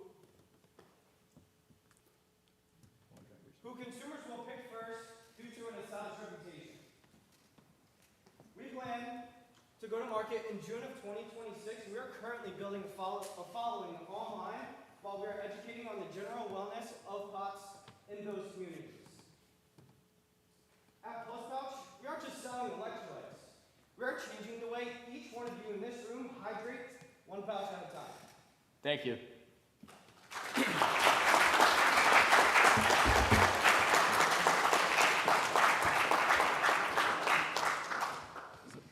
I may start with a question. Is an interesting slide showing the increased incidence of POTS following COVID. Is there any theories about that or any studies showing why that indication has increased since then? Yeah, so the knowledge about POTS, not everyone has their head wrapped around it. People are still understanding it, and it's a very undiagnosed syndrome. So with the COVID virus, it affected a lot of people's nervous systems, and then this is what people think that this stems from. Okay. questions from our panel?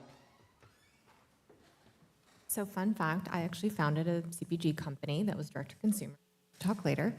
I have a lot of questions, but I'll start with maybe just kind of my first one, which is, you forecasted 183,000 in your first year through the direct to consumer channels because retail takes a long time to get on shelf. Do you know what your gross margin will be in that year based off of your pilot run and COGS? Do you mean just cost for the product and then Inclusive of your 3PL and logistics? 71%. Say it again? 71%. That includes pick, pack, ship, everything? Are your customers going to be paying for shipping or is it free? And is that nationwide or specific to zones? Nationwide. Okay, thank you. Do you see non-medical applications or uses for this? For example, for ultramarathoners or other particular sports individuals, given your background, and potentially a more built-in market right away versus, like you said, having to explain the POTS and reach out and kind of build the distribution channel? Yeah, so there's definitely a very large market. It's not just with POTS. We also focus on long-distance running, such as long marathons, ultra-marathon runners, and it could also stem to if you're a landscaper and you need your employees to get electrolytes in their body, because they might not even understand about that. So they'll throw one in, it's super subconscious, and they can mow the lawns and be hydrated. How's it taste? Delicious. Any samples? No. We've created prototypes, and very soon we're going to be starting our very first research and development with AmeriPouch, and they will be sending us our initial order, and then basically we test them, and then if there's anything that we don't like, we send it back to them, and they will perfect it until it's good for the market. Another thing to add on about that is they stole the formulation scientist from Zen to work on their team with all of the manufacturing. Have you thought about using this for applications, example, heat stroke? That's becoming an increasing issue with basically heat exhaustion for people who work in an external environment due to prolonged heat exposure. Have you thought about using this and looking at that as an application in terms of doing that? I.e. roofers would be another one, people who work in high-end construction, road construction, work around hot temperatures. There's several applications I can think of this beyond like the two you mentioned already. Is that something you've explored at all or no? Yes. Without a doubt. We've spitballed ideas for hours about the unlimited application Plus Pouch has, and it truly is unlimited, especially when it comes to the blue-collar market. Very good. Thank you so much. And that concludes our pitches. So, before we move to the reception and the judges confer regarding their scorecards, and we'll announce the winner out at the reception, Dr. Kirchhoff and I would like to thank the people who made this program happen, both from the Cooper Innovation Center and from Rowan as well. So I'd like to thank Joe Boland, the director of the Cooper Innovation Center. If you could come up and receive like a token of our appreciation.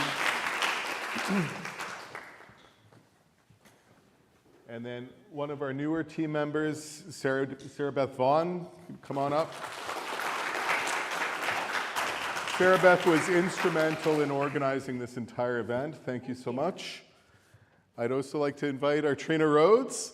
This is her, I think, third SDOH challenge that she'd helped put together. Thank you so much. Thank you. And Sanaz Shahi from Rowan. This is her first SDOH challenge and really was instrumental in the outreach and getting everybody involved in the program. So come join us. All right, thank you.